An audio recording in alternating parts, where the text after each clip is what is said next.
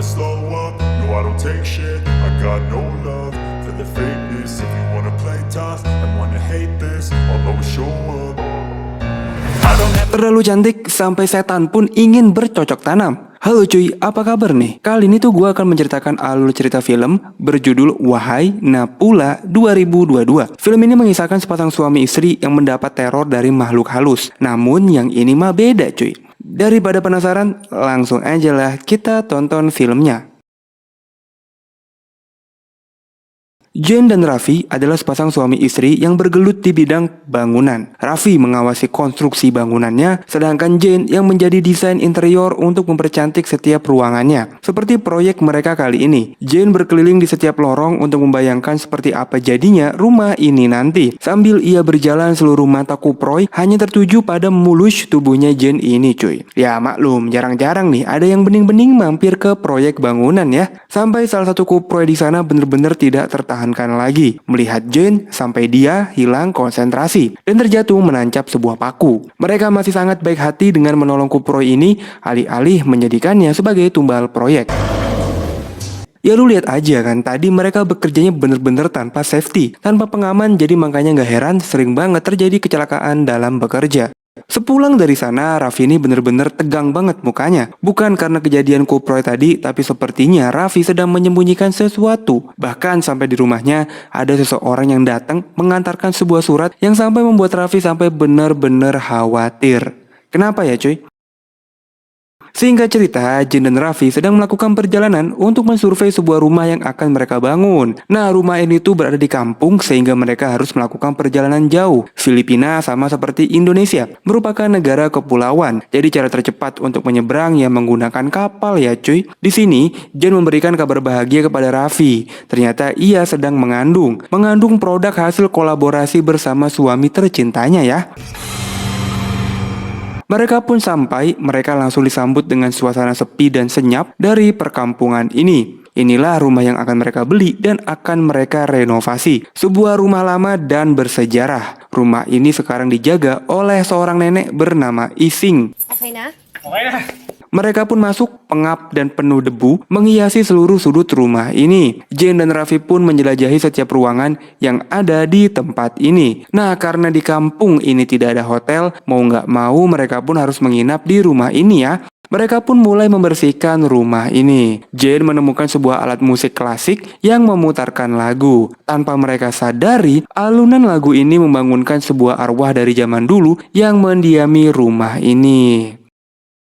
Untuk mempercepat waktu, mereka pun membagi tugas. Jane dan Raffi membersihkan kamar, sedangkan Ising membersihkan kamar mandi. Nah, di saat Ising membersihkan kaca dan tiba-tiba ada sesosok bayangan yang menghantuinya.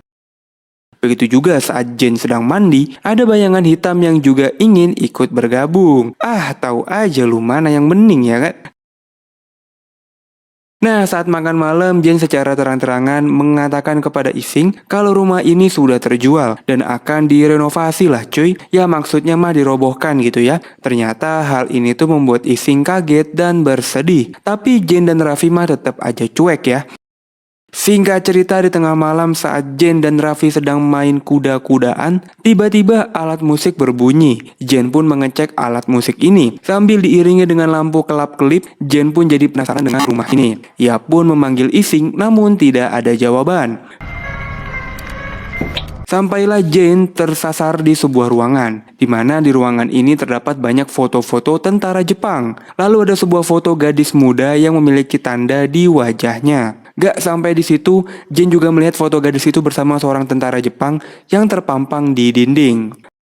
Nah, saat Jane kembali ke kamarnya, seakan-akan ia melihat kejadian flashback di masa lalu, di mana di bawah rumah ini telah terjadi tanam paksa berjamaah yang dilakukan oleh tentara Jepang di zaman penjajahan dulu. Namun kali ini seakan-akan Jane lah yang ditanam paksa cuy. Wah, mengerikan sekali bukan?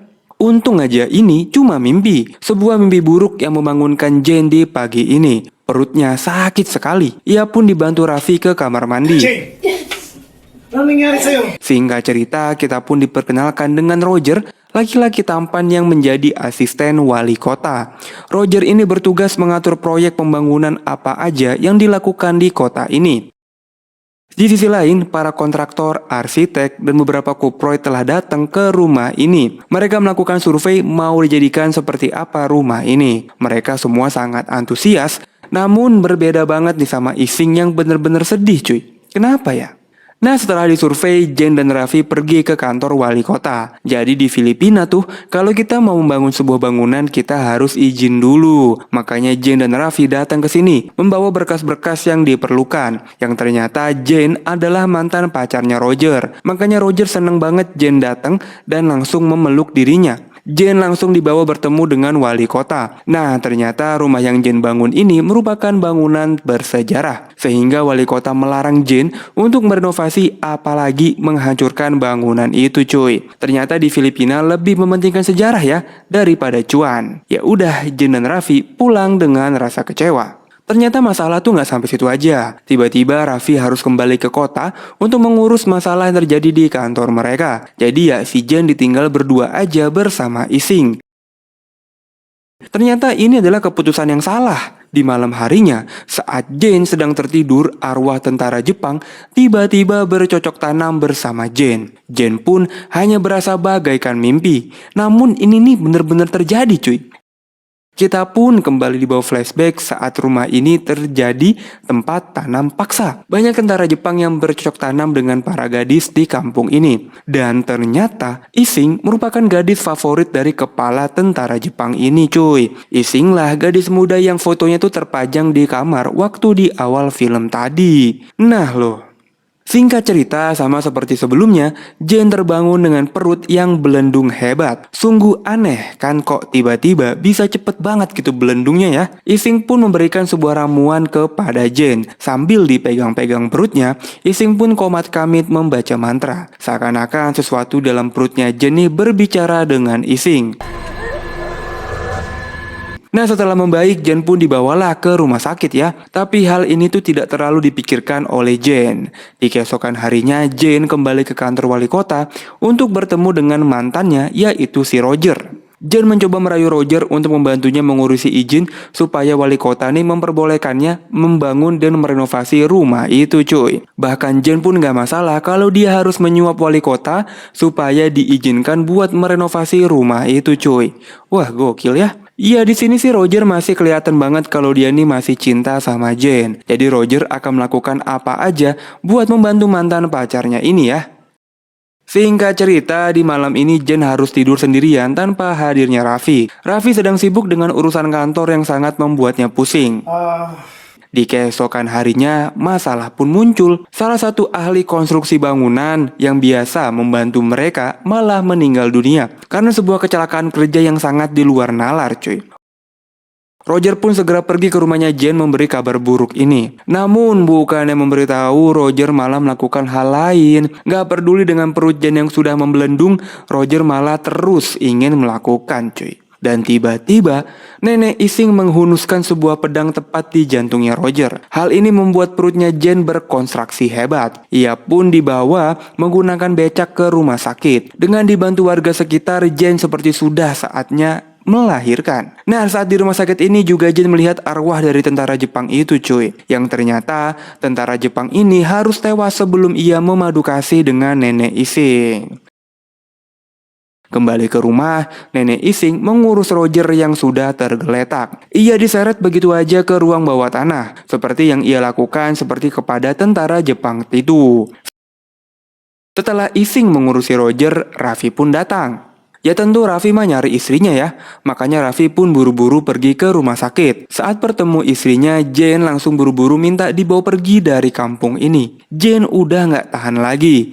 Namun dokter meminta Jen untuk beristirahat dulu. Akhirnya setelah berdebat panjang, Jen akhirnya diizinkan untuk pulang dari rumah sakit. Sesampainya di rumah, Jen langsung buru-buru merapikan baju untuk pergi dari rumah ini. Namun Raffi yang tidak tahu menahu nih, jadi bingung dengan kelakuan istrinya ini. Apa yang terjadi kepada istrinya? Raffi pun bertanya-tanya, tapi Jane tetap aja diam tanpa jawaban. Sampailah Ising memberitahu bahwa saat Raffi tidak ada di rumah, Roger datang dan bermesraan dengan Jane. Hal ini tuh membuat Raffi marah ya dan emosi. Raffi pun kehilangan akal sehat dan mengajak Jane bermain Smackdown. Dan tiba-tiba arwah tentara Jepang itu tiba-tiba muncul, menghabisi Raffi dan membelah perutnya Jane. Wih, ngeri cuy. Di keesokan paginya rumah ini pun ramai oleh warga dan polisi. Tentunya ambulan juga ya, membawa Raffi dan Jane yang sudah tidak bernyawa. Sedangkan Ising tampak menggendong seorang bayi yang lucu dan menggemaskan, yang dimana bayi ini adalah bayinya si tentara Jepang yang dititipkan sama Jane. Film pun selesai. Nah jadi cuy, si tentara Jepang ini mempunyai hubungan spesial dengan Ising. Namun belum sempat mereka ini memadu kasih gitulah ya. Tentara Jepang ini keburu modar. Makanya pas dia lihat Jane yang sangat aduhai dan mulus nih, membuat arwah tentara Jepang ini jadi ingin menanam benih lagi gitu ya kepada Jane. Sehingga seakan-akan anak itu jadi anaknya yang nanti akan dirawat oleh Ising cuy. Ya begitulah ya, namanya juga film. Jadi gimana menurut kalian film kali ini? Tulis di kolom komentar ya. Makasih yang udah nonton sampai habis. Silahkan like dan subscribe. Gua cabut dan dadah.